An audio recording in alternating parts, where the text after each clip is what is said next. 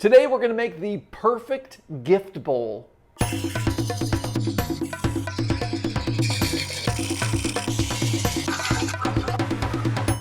Hi, I'm Kent and welcome to Turn a Wood Bowl. Today we're going to make the perfect gift bowl. Now, what's going to make this bowl perfect? Well, I don't know that it's necessarily going to be perfect. We're going to try to make it perfect, but what's going to make it really nice is not only will this bowl be able to be used for salads and for serving food at the dinner table, but it's also going to be a great display bowl to have around on your countertop or anywhere in your house on a regular basis. This is a beautiful piece of spalted pecan, and as you can see here, we've got some pretty steep sides coming up. This is really typical when we dissect a particular log. We're left with pieces like this. So this is going to be a wide open top rimmed bowl, and it's going to be just very showy. It's going to display the wood, in this case the spalted pecan, very well, and it's going to be great to have out on a regular basis.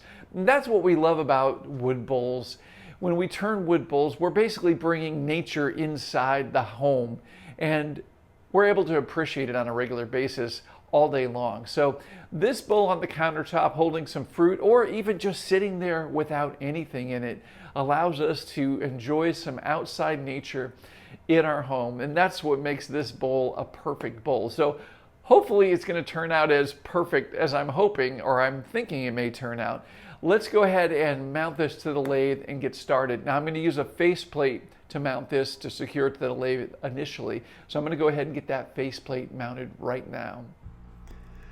Okay, so before I install the faceplate, I like to measure and find the center of the blank. Now the reason I do this is pretty much every time we cut a blank, there's going to be a little irregularity to it. So I kind of work around one side and then I go 90 degrees, the opposite side, then I go 45 degrees and I get 4 measurements, and I've got a rough idea where that center is located. And then I can look straight through the faceplate and position it to be secured. So I'm looking straight down here. I will start the first screw, but I won't tighten it up. Inevitably, if you tighten that first screw, it's going to torque the whole faceplate and turn it. The second screw I will tighten up, and then I'll go back to that first screw. And I'll go ahead and put all the screws in here. There you can see the centered marks that I put down initially in the middle of the faceplate, down through the opening in the middle.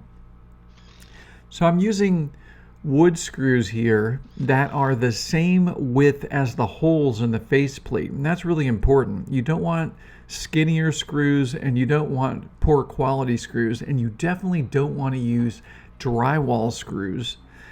You want to use a good quality wood screw when you're attaching your faceplate. Now the faceplate will hold everything, but it's always nice to have that tail stock up for extra support, and it's very important for safety. I'm using my 55 degree bevel swept back bowl gouge. This is my 5/8 inch bowl gouge. And I'm going to slowly work across the outer corners of this bowl blank initially and reduce those. As you can see here, the tool rest is out quite a ways away from the bowl blank at first, because we got to take off those little high spots. So you want to stop frequently and move that tool rest in so we have good support for the bowl gouge. Now the cuts I'm making at the moment are very irregular. There's air gaps in the wood, and so there's high spots and low spots, and that has a tendency to move and bounce the bowl gouge around quite dramatically. The way to deal with this situation is to apply down pressure on the tool rest. So with my left hand, I'm pressing down as firmly as possible while I'm shifting my body weight from right to left to keep the bowl gouge on the straight path. If you press into the bowl blank instead of down onto the tool rest, then you're going to get beaten up by the irregular shape of the bowl blank. That low spot and high spot are going to keep coming around and smacking the bowl gouge, and it's going to become very uncomfortable and difficult, and you're going to wear yourself out.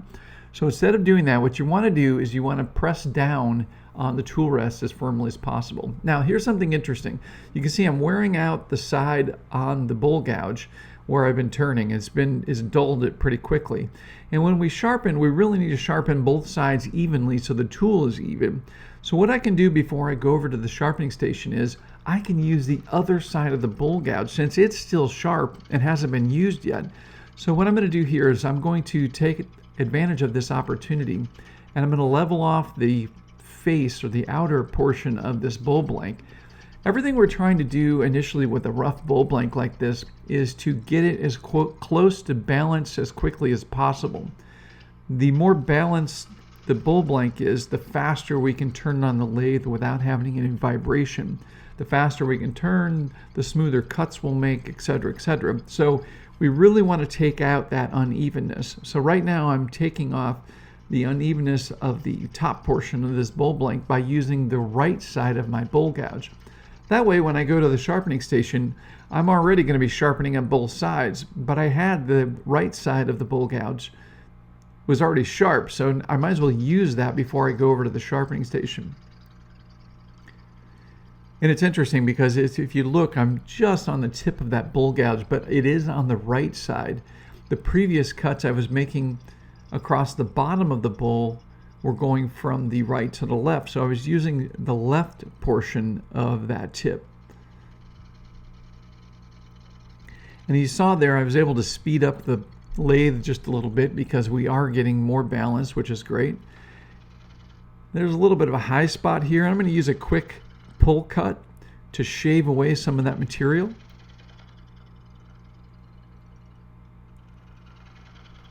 Just follow that curve and that will become the curve of the bowl. Okay, now we can sharpen it, and we're going to sharpen this and we'll be able to sharpen both sides at the same time, which we're going to get sharpened anyway. What I mean by that is if you're working one side, you don't want to go to the sharpening station and just sharpen that one side, because over a very short period of time you're going to have a very deformed bowl gouge. Instead, you need to roll the bowl gouge over like you're seeing right now and sharpen both sides of the bowl gouge evenly. Get both wings so that they're symmetrical.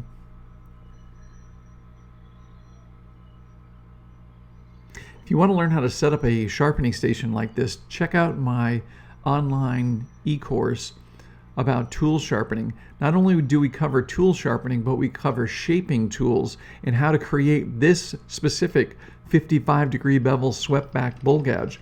You don't have to buy a pre-made bowl gouge to the bevel angle that you're wanting to turn at. You can actually create whatever bevel angle you want with any existing bowl gouge. Here you can see that void. You can see that big area of air right here where the bowl gouge is open and then it gets hit again. So if I were to press into the bowl, what would happen is I would move forward into those air gaps and then get smacked with the other side of the bowl when it came around. And that's when you get beaten up and you get issues with your arms getting tired, your shoulders hurting after turning. Instead, press down on the tool rest and just make a nice smooth pass, shifting your body weight. Now I've got a video all about how to use your body and shift your body weight when you're turning bowls. You really want to check that out. Use that method and then keep the bowl gouge on the path. And what's happening is I'm just letting the bowl come around and be shaved by the tool as it's rotating, instead of trying to force the tool into the bowl itself.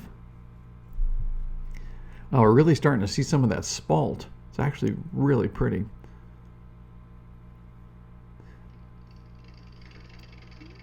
It's important to take your time here. There's no rush.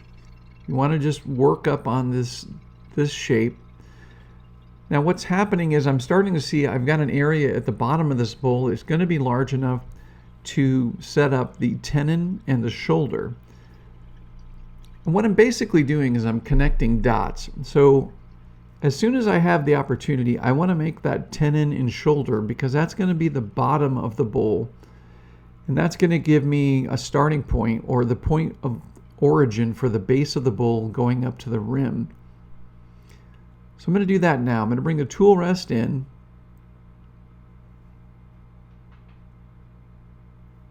And I'm using my 1/2 inch 55-degree bevel swept back bowl gouge. This is essentially the 1/2 inch and the 5/8 inch are the two bowl gouges that I use for 95% of all the work that I do. You really don't need a big set of tools. You don't need a whole bunch of different tools, different bowl gouges and that. You can have them, obviously. It's nice to have extra tools for specific needs, but the majority of the work can be accomplished with just a couple tools. I've got that outer stress crack that's on the outside of this bowl blank. I don't think that's going to be a huge issue with this particular bowl. I've worked a lot with pecan, and I'm kind of familiar with the way it handles and behaves. And a lot of times those stress cracks will be in the sapwood on the outside of the tree, but they don't go too deep into the wood, and they can be patched and or turned past pretty easily. All right, so I've marked the size of the tenon using my dividers. Now I'm going to clear away material to form the cylinder for the tenon. But I'm going to wait to shape the dovetails of the tenon until I'm pretty much done shaping the outside of the bowl. Now I'm shaping the shoulder, or the base, for the tenon.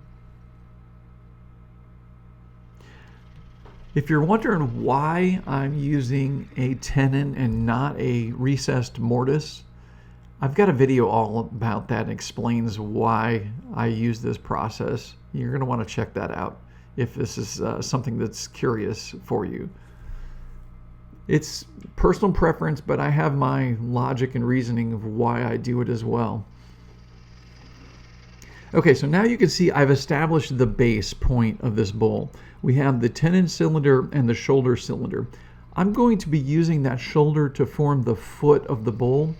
So I know that I need to get the curve of the bottom of the bowl to match up to that foot or shoulder right now.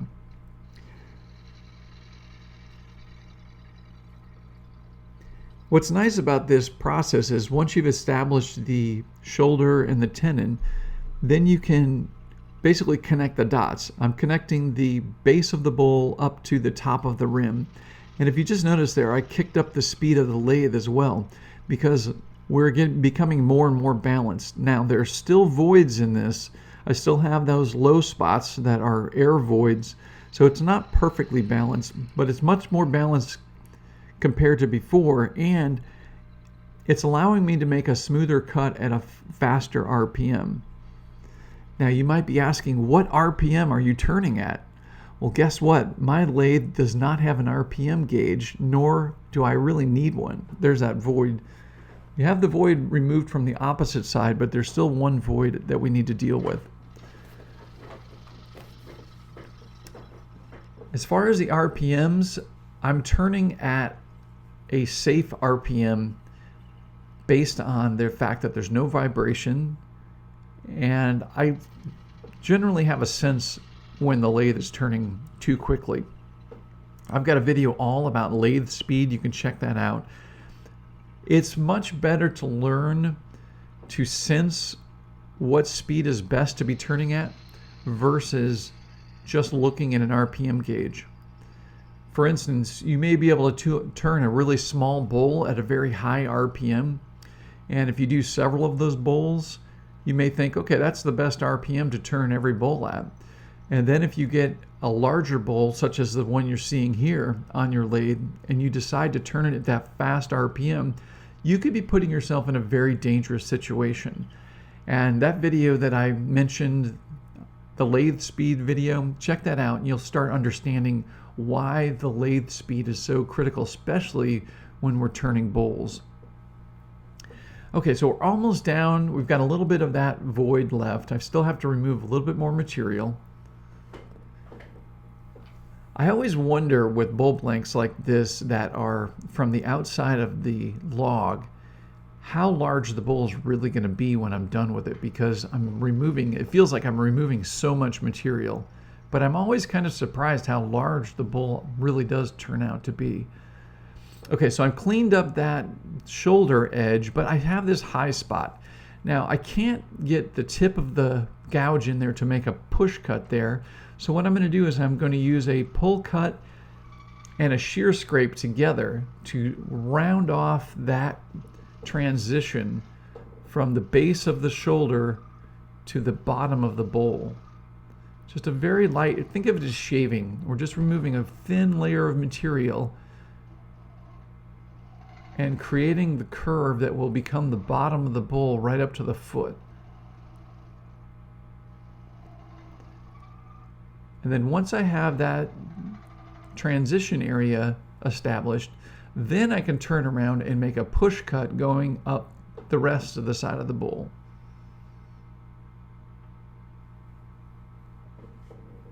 Remember to get that tool rest in as close as possible so that you have really good tool support with the bowl gouge. Now here I can start a push cut, picking up where I left off with that shear scrape and pull cut. And that will continue right up to the side of the bowl.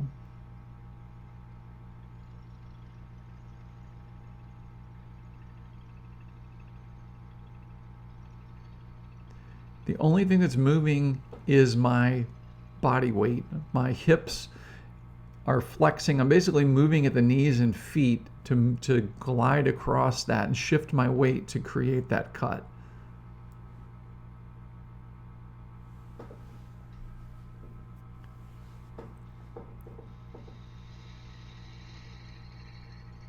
I'm going to pick it up again with a very light push cut. And I'm going to travel up as close to the rim as possible in one pass. Now what you really want to do is you want to position your body so that your feet are parallel with about the center point of this cut. So when you first start cutting, you're kind of leaning to the right, and then as you come through the center of the cut, you're straight on with the wood, and right here I'm leaning a little bit to the left. All right, it's looking pretty good, but I have that little high spot at the bottom again, so I'm going to use the shear scrape to clean that up. Now I'm using my 1/2 inch bowl gouge right now. In order to support this, I have to turn the tool rest, and I'm extending pretty far over that, and I'm getting some vibration. So I'm going to switch up to my 5/8 inch bowl gouge, which is a little bit beefier and won't vibrate while I'm making this shear scrape. Just making a very light shear scrape here. Take down that high spot. Okay, and you can see I've got a little bit of a high spot right there. So what I'm going to do is I'm going to continue doing this scrape. This is very subtle, and this is why the shear scrape is so valuable. I've got a video all about the shear scrape. Definitely check that out if you haven't seen it yet. If I were to try to fix this with a push cut, I would just be getting myself in trouble. I would be taking away too much material, and I'd have to create a whole new shape on the outside of the bowl most likely.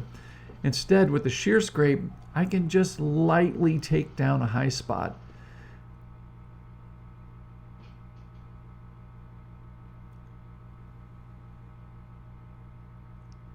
All right, that's looking pretty good. Look at that spalt. Oh my gosh, there's orange red spalt in here. That is so cool. Okay, with my 1/2 inch bowl gouge, I'm going to make a push cut from the rim down, which is a supported grain cut, because I'm working from a lower or a shorter grain location here. I've got a video all about this supported grain cut. That's a really important concept to understand when you're turning bowls. All right, I got some cracking areas within the pith that I want to work down. I don't want those to be in the top rim of the bowl. And I want to make very light cuts here because I'm cutting in grain that is relatively dry and brittle. So if I try to make a big quick cut, it's going to rip out those in-grain fibers. Instead, what I want to make is small, thin, light cuts so that I'm actually cutting those end grains instead of shaving them or scraping them out of their positions. I've got a little bit of a high spot there. I'm not really worried about that because it's a good exposed area and it's a great place to start off when I rotate the bull around. So I'm going to use my spindle detail gouge here to tune up the dovetail angle of the tenon. Now, why did I wait till right now to do that? Well, all of the cuts I was making on the bull blank were pretty severe. I'm removing a lot of material. I'm creating all kinds of vibration. There's a chance that this tenon might have shifted just a little bit while I was turning. So if I had made that dovetail angle initially, there might be a different center than there is at this moment. So I want this to be as accurate as possible. So what I did is I basically left the dovetail portion to the very end so that that dovetail is trued up with the current exterior of the bowl. And because we have full faceplate support, I can clear off the bottom of this tenon with the tailstock out of the way.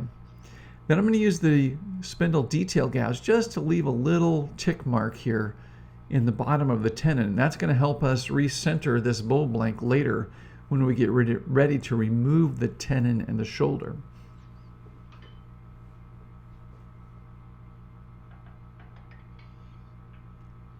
All right, so we're going to go ahead and reverse this now. Always support the bowl and then untighten the tailstock. You don't ever want to spin the bowl off of the headstock. You don't ever want to spin it off the headstock because that's a good way to damage the threads on the headstock. Okay, so with the faceplate off, I'm going to put the 4-jaw chuck on and make sure there's nothing in the way of those jaws. And I'm going to mount the bowl to the 4-jaw chuck.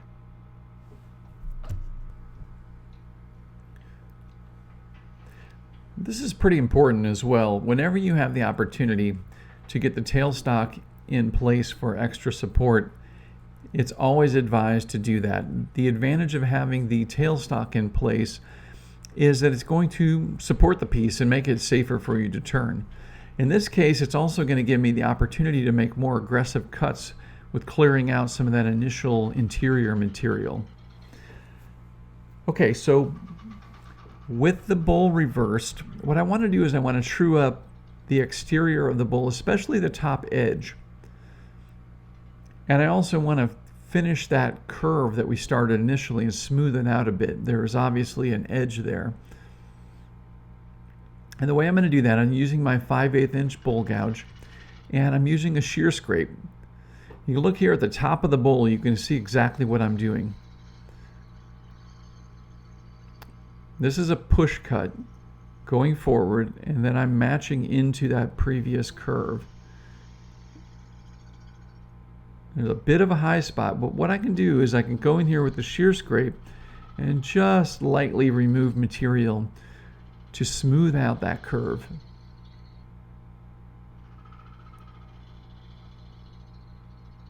Just want to take your time. And the shear scrape is not about removing material or large amounts of material quickly.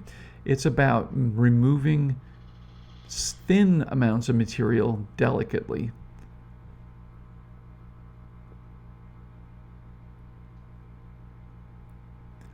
I'm going to reposition the tool rest so I've got good support. Typically when we're using the shear scrape, we want about a 90-degree support of the tool rest underneath the shaft of the bowl gouge. There we're starting to see that transition. You can also see how I'm shifting my body. My hands and arms are not moving. I'm shifting my body weight, in this case from our point of view, from right to left. Now I'm also going to use a scraping cut with the bottom wing of the bowl gouge just to flatten off the top rim of this bowl. That way I can see where that rim is going to be located.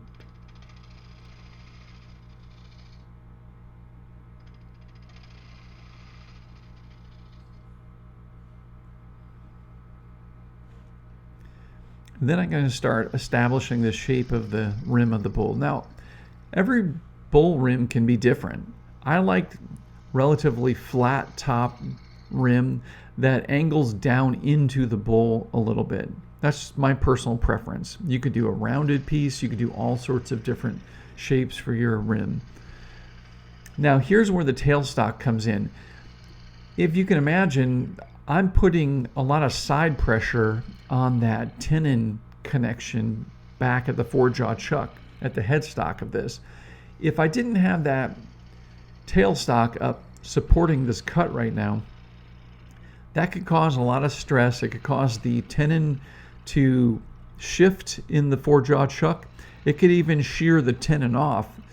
And I've done that with pecan. Pecan is a relatively dry wood, and I have sheared the tenon clean off the bottom of bulls before. That's not something that's that uncommon. So this is a great opportunity to plow away a bunch of this material in the center of the bowl, or at least bring the level down by a couple inches before I move that tailstock out of the way. The tailstock is great support here while I'm making those aggressive cuts. Now the push cut you're seeing right now is going right into the tailstock, and that's actually a pretty nice cut to put on a four-jaw chuck. Okay, so I've got a big chunk of the material from the center has kind of started to be removed. I'm going to shape the rim of the bowl here. Now pecan, it's interesting because as you work with different types of woods, you start to realize they have different characteristics, and there seems to be a wall thickness for bowls that is best suited for each different species of wood. The very strong woods that are very dense, you can make those pretty thin and they hold up really well and they're durable. Pecan is a hardwood, but it's also kind of porous, and it has a tendency to be brittle or feel brittle, and you don't want to make these very, very thin. Of course, they could be made thin, but that's going to make them very fragile. What I'm trying to do is I'm trying to make a very usable bowl here, the perfect bowl that can be used on a daily basis. So we want to keep the wall thickness on this particular bowl because it's made with pecan. We want to make those walls a little bit thicker. We're not going to make this thing super thin like some of the bowls you might have seen me do. Instead, we're going to make these thick. And when I say thick, they're going to be probably close to 3/4 of an inch, maybe 15, 18 millimeters thick. And I typically make the rim, the top of the rim, thicker than the other part of the bowl. And I do that by undercutting underneath the rim, which you'll see here in just a minute. So I'm working from the outside in. This is my preferred way to clear out the material in the inside of the bowl. It allows me to quickly establish the wall thickness and continue that wall inside thickness down inside the bowl with accuracy as the bowl forms. You want to stop frequently and check out that wall thickness and make sure you're getting what you want.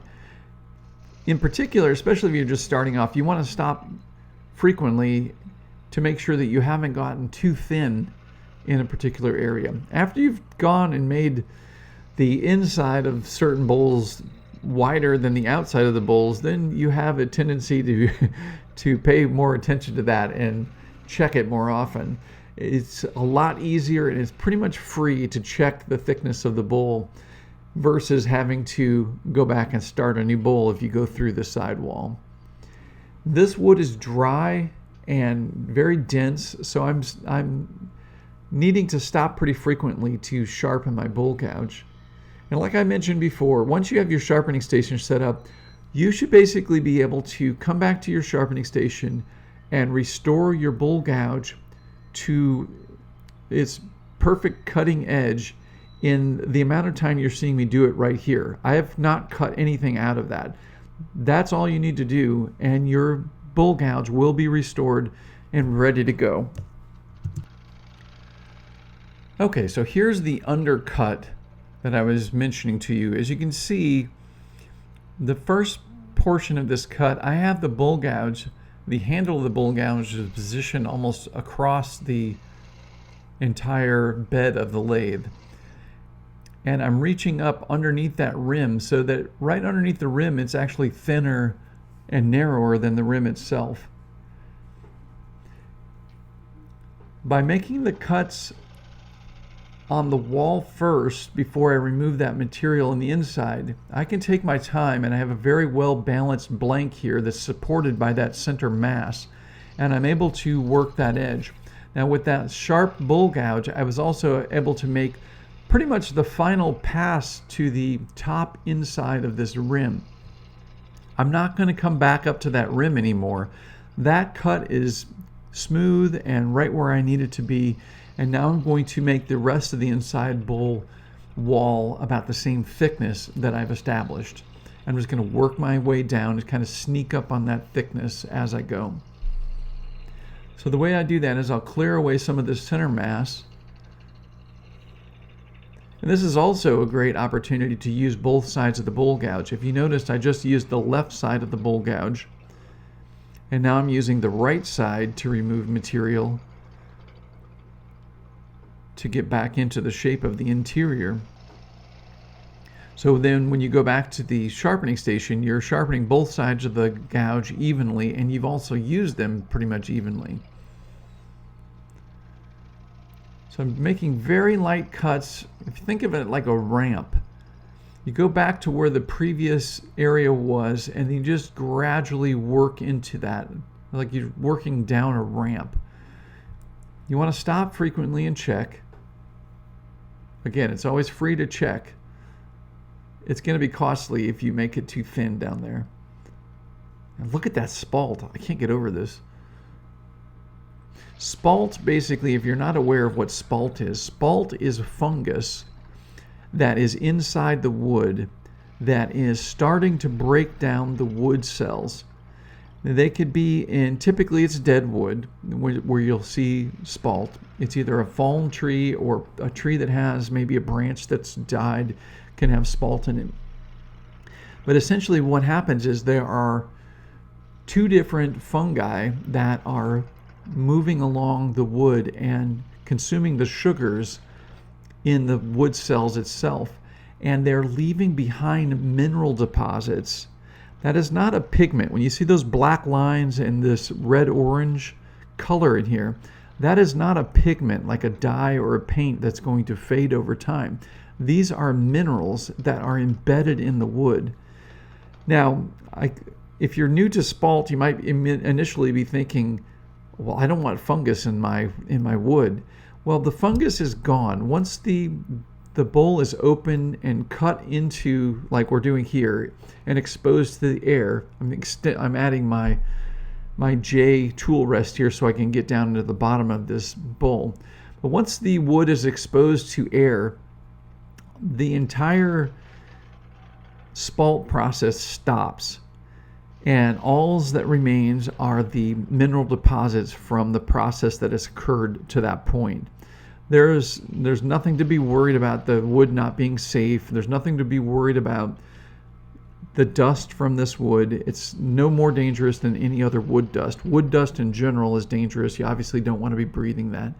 Spalt has been used for thousands of years by craftsmen around the world to create decorative wood pieces. And what's amazing is it lasts pretty much forever because of the fact that it's not pigment based. They are mineral deposits. So that's a whole other thing you can get into as far as spalting and that. And there's a ton of information out there. And I covered spalting to a great degree in my online course, Understanding Green Wood, the Tree to Bowl Understanding Green Wood course that I offer. And you can check that out at my website, turnawoodbowl.com. If you look at the top of my website, there's a button up there that says courses. Well, you just click on that and you can check out all my courses. But check out the Tree to Bowl course there. And that's where we get into spalt, but we also deal with everything you're going to need to know for putting together wood to be turned on the lathe to make bowls. Look at that spalt. It's absolutely gorgeous.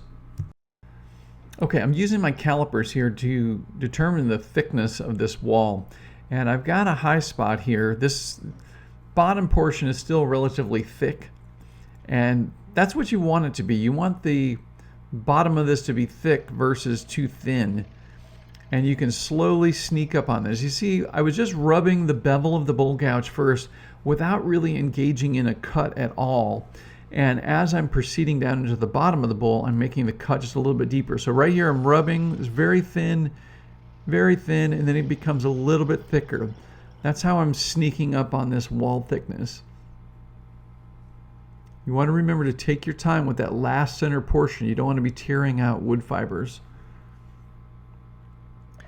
I'm going through with the calipers, and I'll put a link to the calipers in the description below this video, as well as all the other tools that I use in this video. Okay, so I have a very sharp bowl gouge, and I'm going to make a light single pass here to remove just a little bit more material, again sneaking up on that final wall thickness.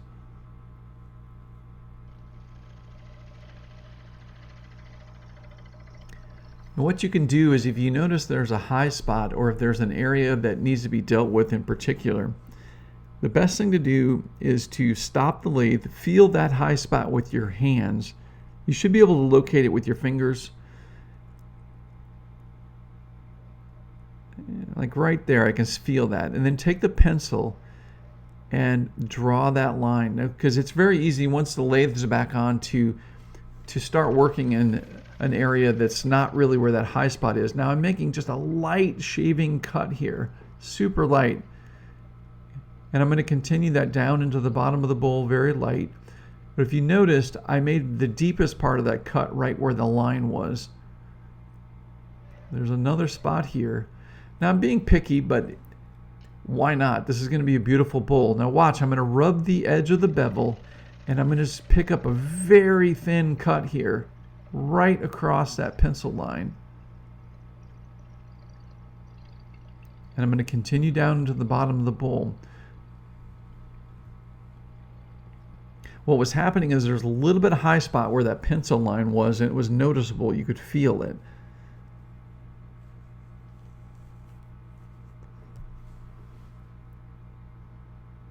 That looks really good. Okay, now this is that tension crack that I mentioned earlier, and it's very shallow, and there's not a lot of pressure on it, so it's not going to continue to expand, but we do need to fill it. So the way I fill that is one of the crack filling techniques that I shared in the video, how to deal with cracks in your wood bowls. So check out that video, you're going to see that. Very simple process, but very effective. Okay, so with the crack addressed, I'm going to sand this bowl. I'm going to take the time. You want to stop. You can see with the end grain here, there's always going to be a little bit of tear out. With certain types of wood, especially pecan, is considered punky, where that end grain comes out very easily. So you want to take your time. You want to work those trouble areas first by hand, just kind of working each of those areas, and then you can turn with the lathe on and sand the remainder of it. Always remember, never sand across the center of the bottom of that. And of course, I've got a video all about how to sand bowls, so check that out. I'm sanding both the exterior and the interior. And I haven't mentioned this yet, but I'm wearing my respirator. I have a full face respirator that I wear underneath my mask while I'm turning and while I'm sanding, of course. All right, so once everything's sanded and the dust is all cleaned up, now we can apply our finish. And if you've ever watched any of my videos, you probably have a good idea what finish I'm using right now. It's kind of one of my favorites. This is the tried and true original finish. Now this is tried and true. This is beeswax and linseed oil. Now, linseed oil is boiled, and that's a term that was used a long time ago because the linseed oil was boiled, and it was done in small batches, and it was a very natural process. Unfortunately, as time passed, commercial applications or commercial companies would make large batches of linseed oil, and they have to cool it relatively quickly. Now, I can't pretend to understand all the chemistry behind it, but they have to cool it in such a way that it happens quickly. So what they do is they add metal solvents and different chemicals to it to cool it. And by doing that, they're adding all sorts of different well, they're not non-natural. They're definitely natural, but they're additives that don't really need to be in their finish. Tried and true brand original finish uses pure linseed oil, which is boiled and cooled naturally without any additives in it. That's why I use it. And no, I do not mix my own finish. I do not take linseed oil and beeswax and make my own finish. I get that question all the time. I don't have the time for that. I would rather be turning bowls, and Tried and True does a great job of making this finish. I can get it right out of the can and use it, and it works great. That's why I love using it. So, and you see me using it from a small jar because I purchase a gallon container of it at a time, and I put a small amount in the jar. That way I'm not going back and forth in that large container. Okay, so what I'm going to do is I'm going to let this sit overnight. And when I come back the next day, you can see that it is dried into the material or into the surface just a touch. And now what I'm going to do is I'm going to burnish this finish using 4/0 steel wool. It's really that simple. With the lathe running, you can see it, get a little buildup there. Basically pull the steel wool apart a little bit and turn it so you get a fresh area of the steel wool. And just gently work all of the areas of both the inside and the outside of the bowl. And you burnish that finish into the wood. Now this is a food safe bowl that can be used for daily use, basically anything you'd like. Now I've attached my jam chuck to the lathe, and this jam chuck is a little bit off center. It's made of wood, so it shifts over time. What I'm going to do is here I'm going to true up the sides of this, and I'm going to cut out the center face of this as well. What you don't want is you don't want your jam chuck to come to a point. If you think about it, if you have a point on this, then you're only going to have that little area of the point that's contacting the inside of the bowl. So you kind of want a blunt, flat face to this. This is going to give you a wider area of contact to make more contact with the inside of the bowl. And when you cut it fresh like this, it's trued up with the lathe. I'm going to use a little piece of foam in there to pad the inside. And I'm going to pull the tailstock up to that little nib that we made earlier with the spindle detail gouge. All right, now we've got this reversed on the lathe. Using my 1/2 inch bowl gouge, I'm going to remove the tenon. And I'm going to start shaping the foot of this bowl.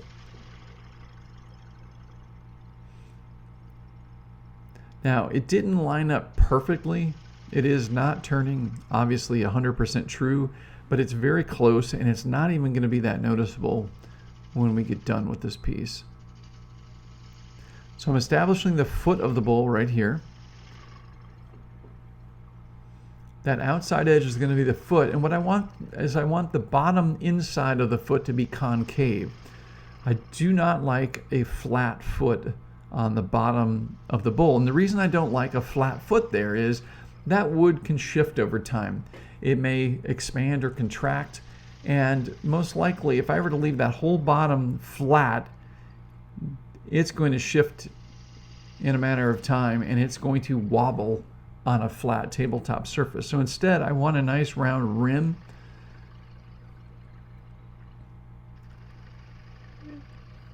And now the rim also could wobble, and we can sand that down if we need to, but this wood is relatively dry. I do not anticipate much more shifting of this wood at this point.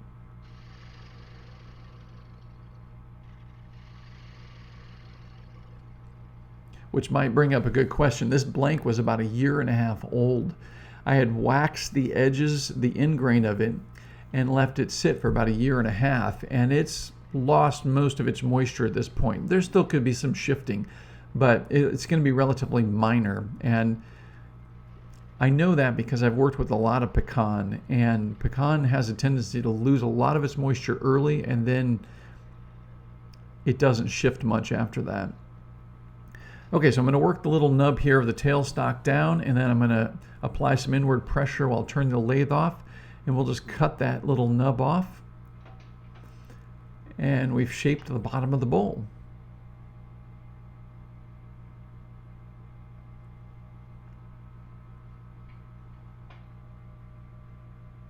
Wow, I just can't get over that spalt. It is absolutely gorgeous. Okay, sanding in line with the grain of the wood, I'm going to smooth out that little nub that we just cut off there and sand off the little edge there because it's not quite smooth. It's really all it takes. Then I'm going to use my wood burnishing tool to sign the bottom of the bowl. Now I use a chisel tip and I kind of use a pulling technique that I like. There are signature tips for this that are a little bit easier for signing, but I found that I like the chisel tip for the way that the line quality and the way it burns the wood. Each wood species is different, and the amount of moisture and the density of the wood, you will need to change the temperature just a little bit. Sometimes if it's up too high, you're going to see burning like that, but you can always sand over it if you need to. Then I'm going to take a little bit of the tried and true original finish and apply that to this new surface of the foot. And I'll get that all the way around the base of the foot and then the edges around the sides of the foot as well.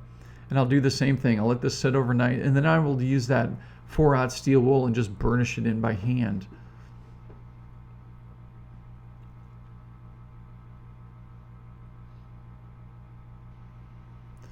Look at that.